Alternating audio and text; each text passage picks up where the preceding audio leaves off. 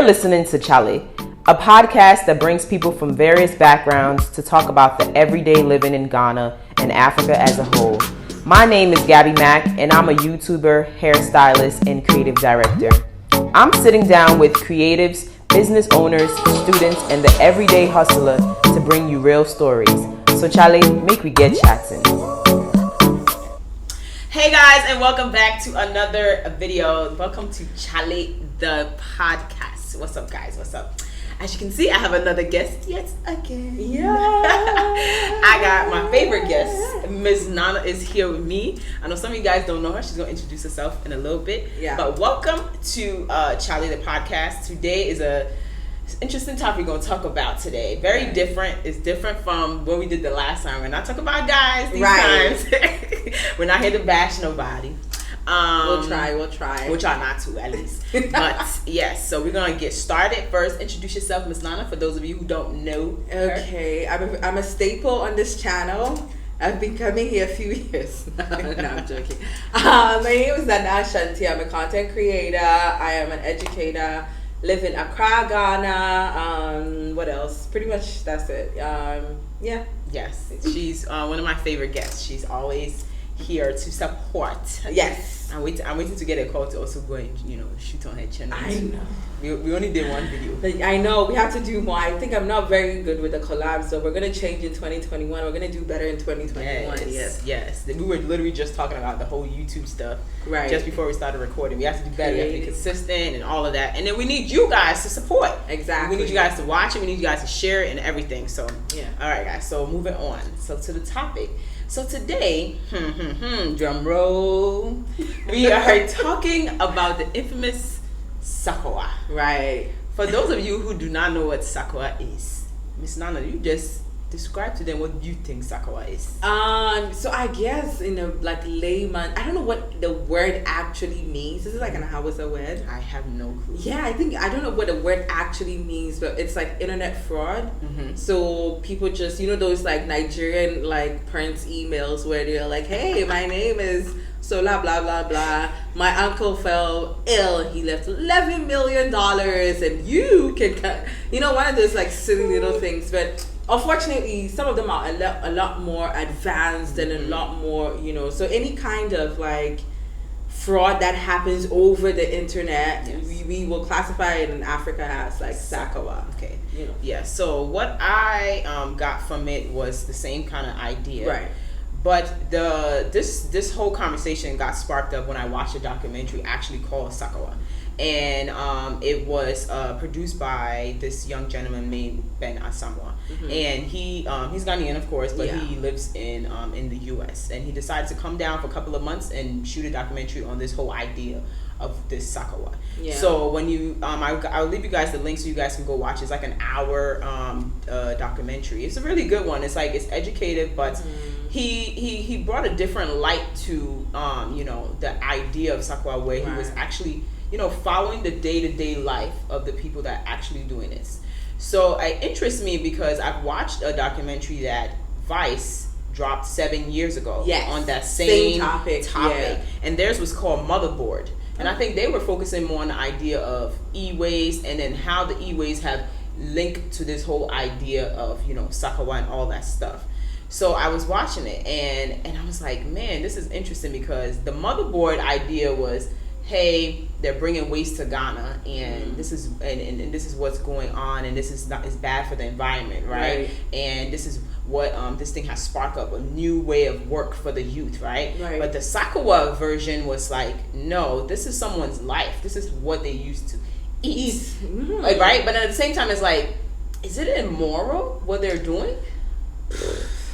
I mean, I don't know. I guess maybe I hold certain very controversial views, and one of them would be this: if you're in Ghana and you're hungry and you don't have food, who do you go to?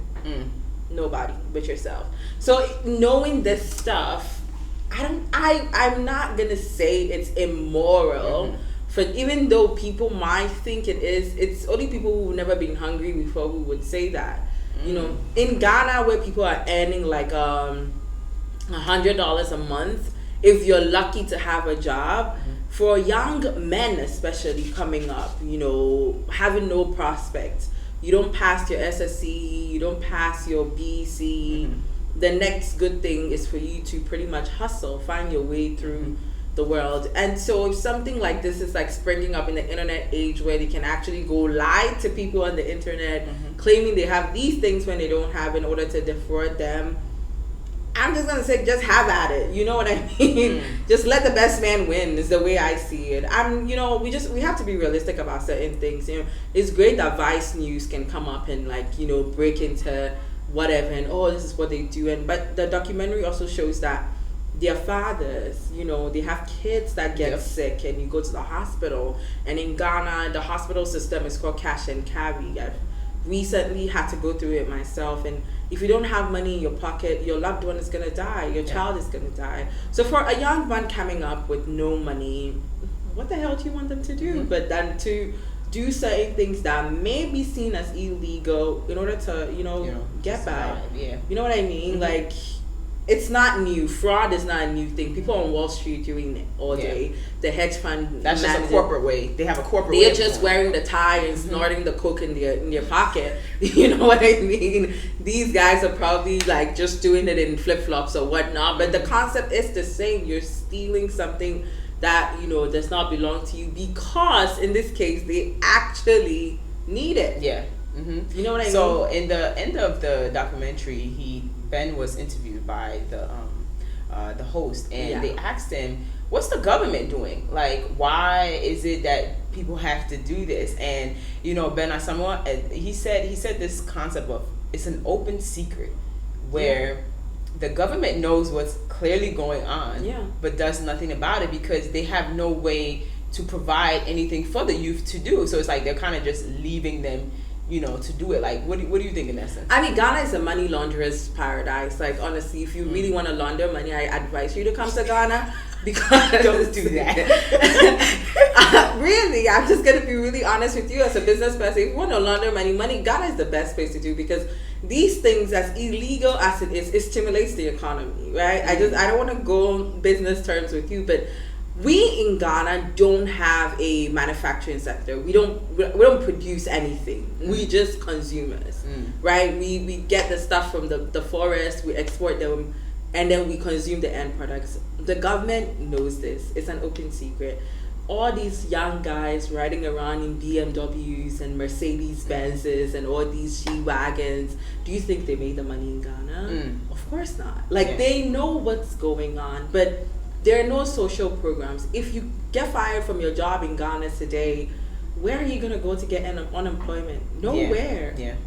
Where are you going to go to get food for your kid if you don't have money to feed your child at night? Nowhere. So people will turn to criminal enterprise, and from the perspective of the government turning a blind eye to this, they have to, because they have no solution to the problem. You're 30 million people. Average age is 21 years old. That means there are more younger people in Ghana than there are older people. Where are the programs to support them? Nothing. Not a guy. Not one thing. I can't think of anything. That's how bad it is. If me, who is in the know, and Gabby, who is in the know, we can think about one social program that the governments, not just this government, but governments from years ago till now, does not have any social program to support even entrepreneurs. Like, if you started a business right now, where are you going to get your capital from? Where are you going to get your tax holidays from? It doesn't exist. So just in a way, they have to turn a blind eye to it, because what else are you going to do? Actually do something? You know? Because they're not providing anything. They don't have a plan. So everyone has to fend for themselves. Exactly. It's serious. So I saw in the documentary too that there was a lot of e-waste, right? And this whole idea, they talked about it in the first one, in the motherboard one. And I couldn't believe, like, I was just dumbfounded how much waste is brought to Ghana. And part of that waste was that fuels this whole idea of Sakawa. Like, what do you think? Have you seen those? I have seen those videos. I've seen those videos in Agbogbloshie of the burning of computer parts and things, and the guys like scavenging, trying to find useful parts to go and sell. I've seen. They try to sell the copper. And some of them are even lucky and find good motherboards inside. And then go and sell it, and then they find people's information on it, and then that's how they like you get chat into the back, because now they have think about how much you use your computer, and how much stuff you buy online on it, and now you have a computer you've been using for 5 years, you don't want it anymore, you go dump it somewhere, right? You just give it to someone to go trash it. In your mind it's been trashed, but nothing is but clear. it's not trash. Nope. So then it finds its way to Ghana, to Agbogbloshie, which is like, it's like one of the worst parts of Accra. Like this, the way to describe it is like it's one of the worst parts of the city. These guys are burning, melting down what they can melt down and scavenge the rest. Everything, your credit card information, your address, all the emails you send to your friends and whatnot, they have access to it. Why not make use of the information that I have? It's scary to think about it, because now, I mean, that's what I'm saying. In a sense, the documentary can be educative in that sense, to tell people like, hey, be aware if you're getting rid of such devices, get it properly scrapped. Exactly. Don't just throw your stuff away, because these days you can save everything. And even with my laptop, I just put my fingerprint, my card is saved. Everything is on there. It's easier. They make it easier for you, but it's easier now for the people to fraud you and find out your information. It's actually pretty scary if you think about it. Hey, we wanted convenience and we got it, so then we have to deal with the rest of it. Technology is kicking our butt. Yeah, the way we also have to look at it is that, like, I mean, somebody probably in the comments or whoever watches this is probably gonna think about, oh, what are they talking about? Sakawa is bad. They shouldn't be encouraging people to do that. I want to encourage people to eat, and unfortunately, if that's the way that has been presented to them, poverty just makes you very creative. It just makes you come up with like ways to because you have to dig yourself out of poverty. It's not a thing that somebody's just going to automatically come and get you out of. Even if the government was doing whatever in the US, both of us from there, being on food stamps is not going to make you rich. Exactly. Like, you don't eat. It's not going to make you rich. It can give you something to eat at night, but it's not going to make you rich. So the way to dig yourself out of it, these guys have found a way to use that. And also not just that, the love scams, the lonely older men that show up on Dr. Phil at the end, and the lonely older women that give these boys thousands and thousands of pounds and euros in order to feel like they have like their African boy toy or you know what I mean. These guys are just using the stereotypes out there about African men to eat. Yeah, that's true. You know what I mean? That's so true. I don't think we can blame them a lot for it. Yeah, to be very honest. I get you. Okay, so I feel like when we talk about Sakawa, you can't leave one part out of it, and the part that you can't leave out is the whole idea of voodoo and blood money and things all into this spectrum. I don't know. It's just you just can't leave it out. You see it in the documentary when you guys are watching. You see a part where Ben actually follows these Sakawa guys, and some of them believe that they need extra powers to make this thing work, to make this job work, to convince whoever they're talking to abroad to push to send them the money, because they know sometimes it's a bit hard to get them to send you money. You need to make it believable. So they believe that they need to go and get extra powers on the side to help that. And he follows them in the documentary and he shows this, and I was like, what? I don't know. I mean, if I was in the documentary, I know that may be the interesting part, but I don't know if I could do it. Like, what do you think about the whole idea of this whole voodoo and stuff? And I mean, what I would say, again, is like, just as elementary as that sounds or seems, like, we're African people, right? Everything that we do is kind of attached to faith in a way. Even prior to Christianity and Islam and all of that coming to Ghana, coming to Africa, we were very spiritual people. So in doing something of this magnitude where you have to, convince or hypnotize, it just makes sense that some of these guys will want to attach like an element of faith to it. So let's just say they could have gone to a church to see a pastor. They could have gone anywhere, and then they choose to go see these priests, because in society we attach a certain fear to them, right?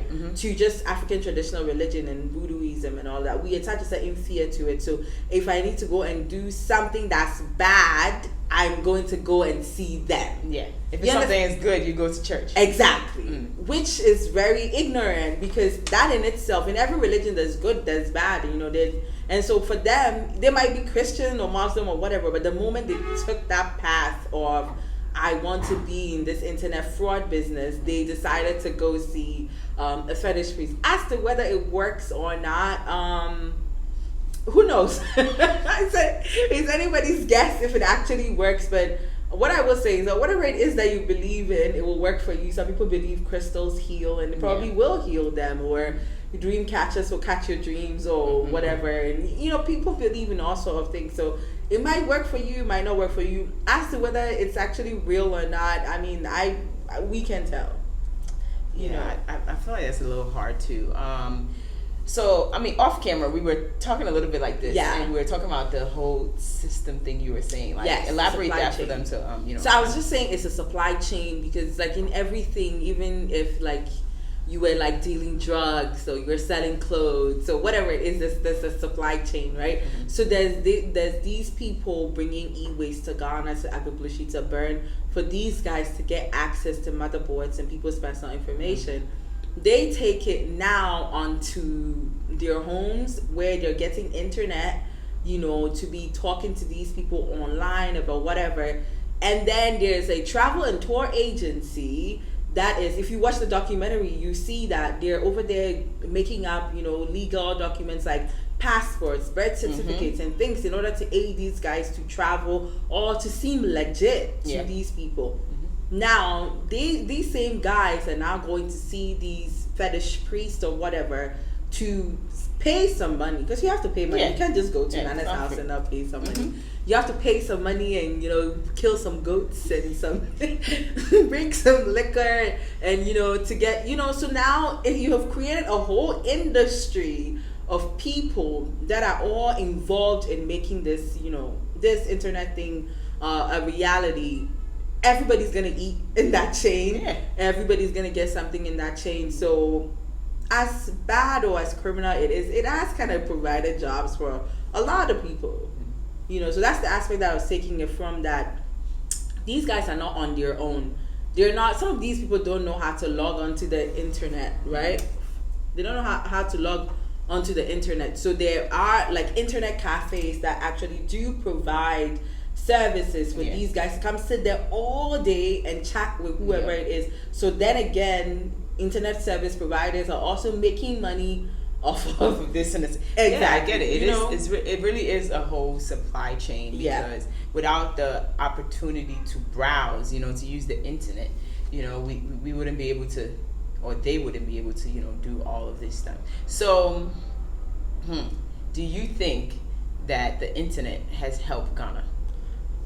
The internet has helped Ghana? Do you think it's helped Ghana in a whole? Like, do you think it it's brought some bad things, good things? Like, do you think it is, like, essentially, do you think that it's helped Ghana? I mean, I have to say that for the internet, everywhere it is, everybody can say that the internet is helpful and also like destructive.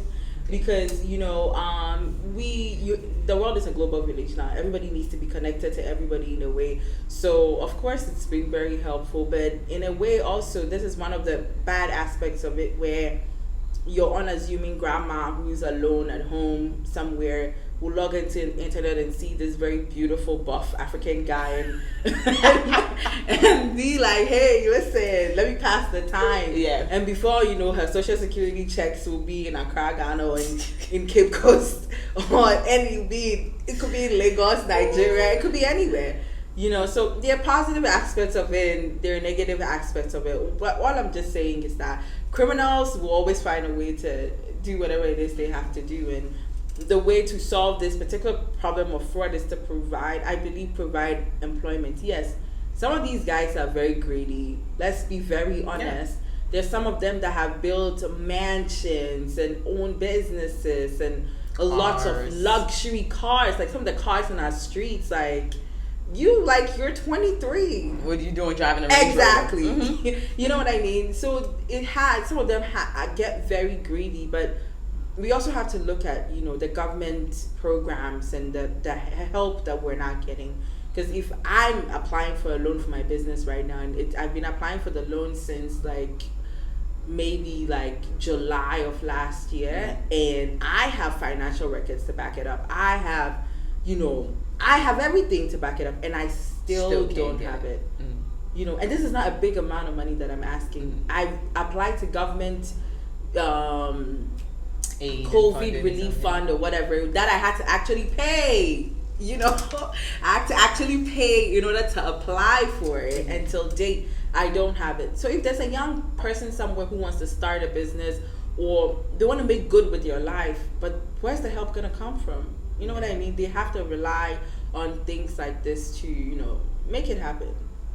It's a touchy topic because like you do see the young ones out there with the luxury cars and all of that, and it's like, and I feel like sometimes those things are pushing the youth too much to that direction because they feel like if they get into that type of jobs, they will be living that luxurious life. And now they're not pushing to, go to school or own them. It's like, oh, I can make this money like at 21, but then I also get it in a sense of I'm trying to survive and make money and eat, so this is the way for me to do it, even though I think some of them don't even consider themselves as criminals. They just see that it's an everyday work that I go sit there. I've heard one argument which is like so silly, but I've heard that they said white people stole from us, so they're also like trying to take back our gold or something, which is I saw that so fantastic. So the first documentary, The Motherboard, they were interviewing a lot of movie directors, because that time when it first came out, they were making a lot of movies about it, right? The Sakawa boys. I think they said they even went all the way to like part 8. Oh wow. So in the part 1, one of the guys was like asking the guy, why are you doing this? And then he was like, the white people came and stole from us, they took from us, so it's now our turn to take it back. What do you think of that in that sense? Like, I mean, it's a big excuse, really, because if we were really taking back our stuff for white people asking reparations, it would be for the whole community. It wouldn't be for yourself. Exactly. So that's a really silly excuse. I mean, for everything that you do that's bad, you can always find an excuse for it. So probably it's one of those things. Are we supposed to feel bad for the people that are getting scammed? Is the better question. You know what I mean? Like when I see those Nigerian emails like, my name is Mrs. Chukwuka, blah, blah, blah, and my uncle died in London, blah, blah, and he has $11 million sitting in a bank account, and you're not going to release it unless I pay transaction fee. And you have to be a really greedy person in order to feel like you're like entitled to someone. That money. Yes. Yeah. You have to be a really greedy person. So for someone that gets scammed like that, I don't feel sorry for you at all. I don't, because you're a really greedy person. Why would you go reap where you did not sow? You know what I mean? But there are some people that I do feel bad for, like the seniors, like, and these fraud boys now don't care that you're even white. They will do it to you if you're Ghanaian. They will do it to you if you're anywhere abroad. They will literally do it to you in like maybe small amounts, like $1,000. Because you're saying there are different, categories of these. They will even now the fetish priests and stuff, they fraud people too online. Right. You get Facebook requests from them and their moms and stuff, and I'm like, what is going on? I feel like this thing has created a whole system of other stuff. An industry. A whole industry that others can do. So it's like everyone has a way of, trying to get money from somebody now. Man. So it's like now people have to be really, really vigilant and pay attention. Like you can't just be getting them. But then it's like, I feel like what makes it bad is that now it makes Africa in a sense look bad. So when you want to do business here and someone over there hesitates when they think about Africa, oh my God, 419, like, but maybe people out here want to do legit business. They're killing the industry also for people who want to do legit business. International business. I heard about this really big fraud like case where the guys was selling a gold mine to a man, and this man like was getting the gold mine for like pennies on the dollar, and he thought he was getting such a great deal and these people were in on it with like galamsey work, like they had the works, and this man fell prey to it and gave them like thousands, hundreds of thousands of dollars, and later on found out that it was all a scam. So yeah, it kind of discourages foreign investments, because who do you trust and who do you know and who do you go to? How are you so sure that you're not being scammed? Because I promise you, you go report this thing to someone, they're gonna say it's your fault. Like you didn't do due diligence before to investigate and really find out, right? Yes, I mean, I feel like that's one of the aspects of it, that it kind of does make us look bad. But what country or what continent doesn't have its own problems? Yeah, you know what I mean? That's true. It's just that like don't you feel like Africa is being deemed so much for that particular category? Like, I mean, I could rip apart America for so many things that is, for sure. You know what I mean? Like, everybody has their thing, and unfortunately this is ours now. It's a little bit slower these days. I don't hear about it as much. I think by getting hip to that the fact that it's fraud when you receive those emails and stuff, so people are not exactly falling prey, I hope. After all that information. I mean, look, there's fraud in America. And Dr. Phil, I hope you don't fall prey to it. But there's fraud in America. There's fraud everywhere. You just have somebody was swiping my card in Los Angeles, for Christ's sake. Like, I'm in Ghana, you're swiping my card in Los Angeles. Like, the people are, people are going to be criminals everywhere on the planet. So this is ours. We'll take it. Yeah. So, I mean, at the end of this, what's the real solution? People need to eat. Poverty is violence. Poverty is like violence. When you're hungry, like as a human being, they say Maslow's hierarchy of needs. Your first need as a human being is like food, shelter, and clothing, right? When you're hungry, nothing else makes sense. Like, you know what I mean? Like you will find a way to literally like feed yourself. The governments in all these African countries are capable of feeding their people.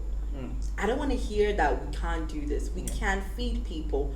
We grow the food, for Christ's sake. They don't grow no like rice in America. You know what I mean? Like, we can feed our people. There are young men coming up and young women coming up. See how many children one person has in Ghana, like 4 or 5 kids. All these kids are coming up. They all need careers. They all need professions.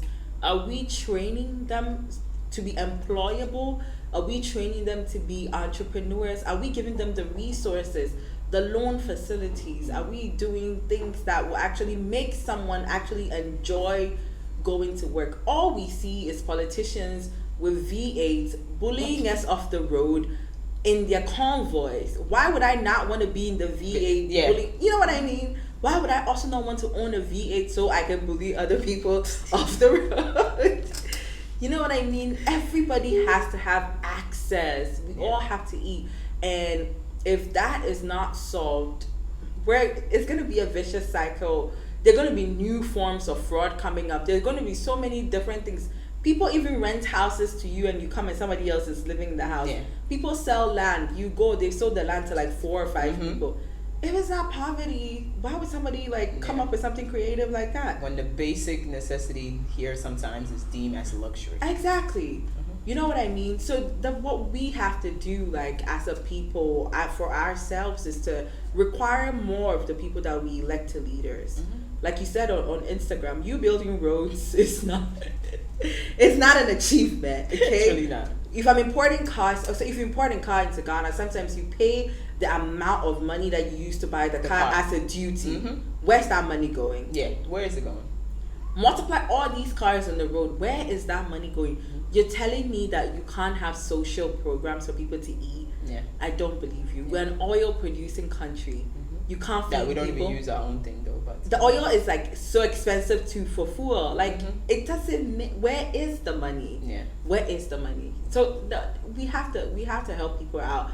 We have to help ourselves out. You know, if we're able to do this, then a young man will not spend 10, 12 hours on the internet for a maybe. Because these guys don't just chat one person and hit. Yeah. It's months of building relationship. Yeah, you even seen the video, the guy was talking like a girl because he's posted himself as a female. Yes. And he's talking to this guy, but it's a guy behind the voice. He could have been an actor. He could have, you know what I mean? He could have opened a theater company. He could have done so many other things instead of pretending to be something that he's not. But where's even the film industry for him to be an actor? Let's not get into that. But I definitely will interview someone in Ghana about Where that. is the film industry? What is happening with the music industry? Where is the art industry? All these guys are creative. One bad thing of me being in education, one of the things I really, really hate about Ghana is if somebody does not have the memory capacity to memorize things and pour it, we deem that person useless to society. Like, if you're not able to like regurgitate information onto a paper to pass your exam, then kosunye juma. Like, you know what I mean? Go and learn a skill. Go and be a mechanic or a plumber. Not to say that these jobs are not necessary or they are bad, but these are low waged people. You understand? You're not even building up these like people, these blue collar workers. You're not building them up to a point where their business can be businesses. Yeah. They're just in the backgrounds, you know. So which guy wants to be earning 100 cedis a day when they could chat like an old white woman and make like $10,000? And then, like, nobody wants to do that. Yeah, it's true. You know what I mean? Because they're hoping that if they sit there for even that 2-3 months, they can hit that one big time. And some of these women do come to some of these. The guy was even talking about it in one of the guys. He said that, man, if I hit like 100,000, I'm moving to Italy. He doesn't even want to even stay here in Ghana and invest, because he's seen how hard he struggled to get that. He's like, why would I want to stay here in Ghana and spend that? No, I'm going out to better my life. So he still doesn't even see himself being here. I mean, the country has been so unfair to him and so like unsupportive, and he's a father. He has a child that he has to look after, and instead of him like actually planning the future of him in the country that he was born in, he's willing to scam someone to take that money to go hustle really hard somewhere, to make a living. Like, it's true. That's terrible. Oh, man, I feel like we could talk about this for hours. It's a really deep conversation, deep discussion, and I'm happy you came, so we talked about this. Yeah. Because I watched the documentary. The first person I thought, I was like, I gotta talk to Nana about this.